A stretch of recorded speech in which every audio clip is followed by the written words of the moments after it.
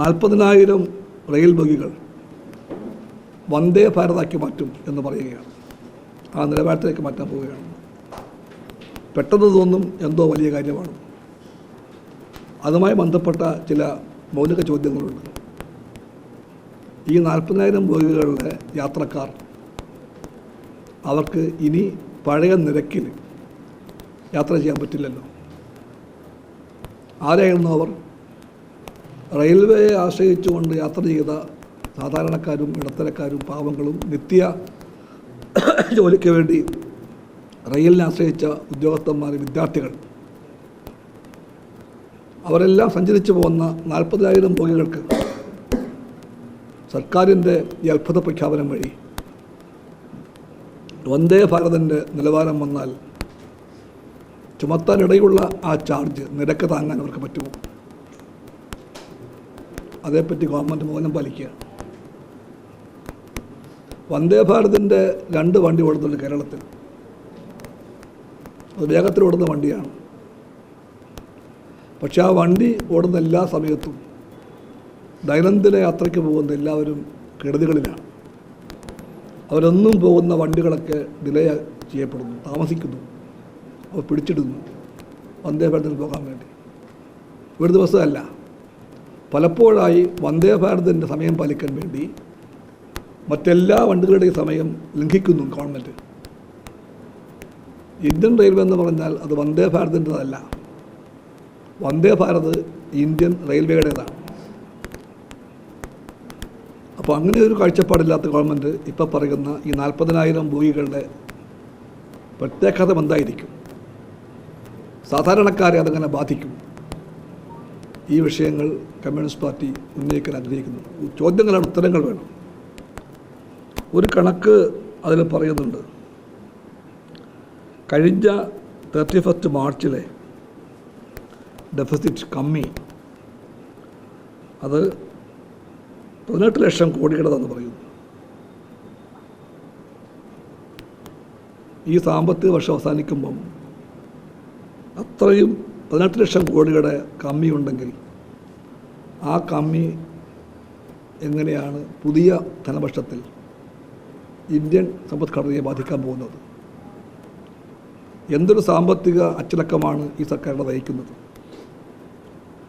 ഈ സർക്കാരിൻ്റെ കീഴിലാണ് ഭക്ഷ്യ ഡിമാൻഡ് കുറയുകയാണ്.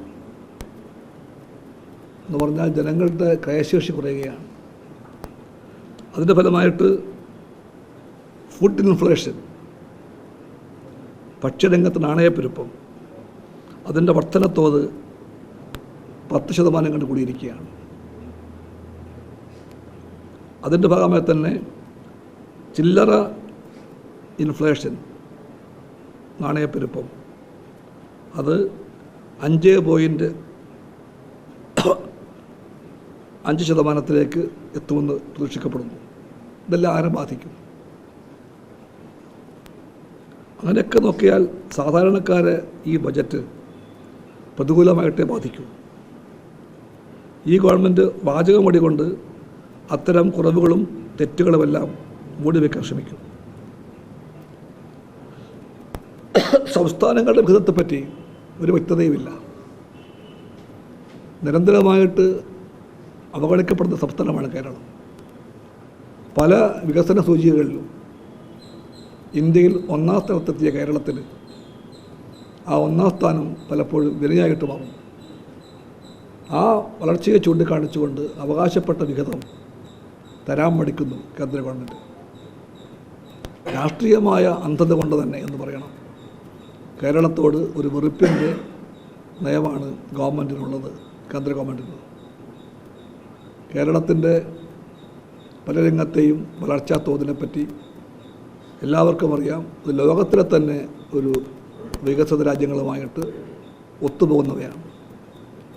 അത്രയും വികസിച്ചൊരു ഭൂഭാഗം ഇന്ത്യയിലുള്ളപ്പോൾ അതേ ചൊല്ലി അഭിമാനിക്കേണ്ടതിന് പകരം മോദി ഗവൺമെൻറ് ഈ സംസ്ഥാനത്തെ ശിക്ഷിക്കുകയാണ്. അതിൻ്റെ കാരണം ഈ സർക്കാർ, ഇവിടുത്തെ സർക്കാർ LDF സർക്കാർ ആയതുകൊണ്ടാണ്. ഇടതുപക്ഷം ഭരിക്കുന്ന സംസ്ഥാനത്തോട് ഇത്രയും വൈരാഗ്യം പാലിക്കുന്ന ഒരു ഗവൺമെൻറ്റിൻ്റെ ആ നയത്തെ ചോദ്യം ചെയ്തുകൊണ്ടാണ് 8-ാം തീയതി LDFിൻ്റെ മുഖ്യമന്ത്രിയും മന്ത്രിമാരും MP-മാരും MLA-മാരും എല്ലാം തലസ്ഥാനത്ത് ഒരു സമരത്തിന് വേണ്ടി പോകുന്നത്. ആ സമരത്തിൻ്റെ രാഷ്ട്രീയം ശരിയാണെന്ന് ഇന്ന് വീണ്ടും വെളിവാക്കപ്പെടുകയാണ്. പ്രതിപക്ഷം എവിടെയൊക്കെ ഭരിക്കുന്നുണ്ടോ അവിടെയെല്ലാം ED വളരെ ആക്റ്റീവാണ്, IT ആക്റ്റീവാണ്, ഗവൺമെൻറ്റിൻ്റെ എല്ലാ ഏജൻസികളും ആക്റ്റീവാണ്. പക്ഷെ ഇത്രയും വലിയ പെരുങ്കൊള്ളകളുടെ കഥകൾ പറയുന്ന ഒരിടത്തും അത് BJP ആണെങ്കിൽ ഇവരൊന്നും ആക്റ്റീവല്ല, ഇവരെല്ലാം കണ്ണടച്ചിരിക്കും. എന്ന് പറഞ്ഞാൽ സർക്കാരിൻ്റെ എല്ലാ ഏജൻസികളെയും ഇലക്ഷൻ കമ്മീഷനെ അടക്കം ഗവൺമെൻറ്റിൻ്റെ രാഷ്ട്രീയ ചട്ടുകമാക്കി മാറ്റുന്ന നയമാണ് മോദി ഗവൺമെൻറ്റിൻ്റെ.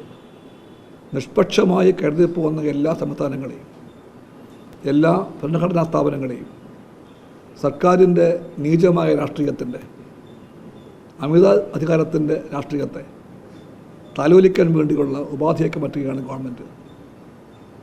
അതിൻ്റെ സൂചനയാണ് ഈ ബജറ്റുമെന്ന് വ്യക്തമാക്കുന്നുണ്ട്.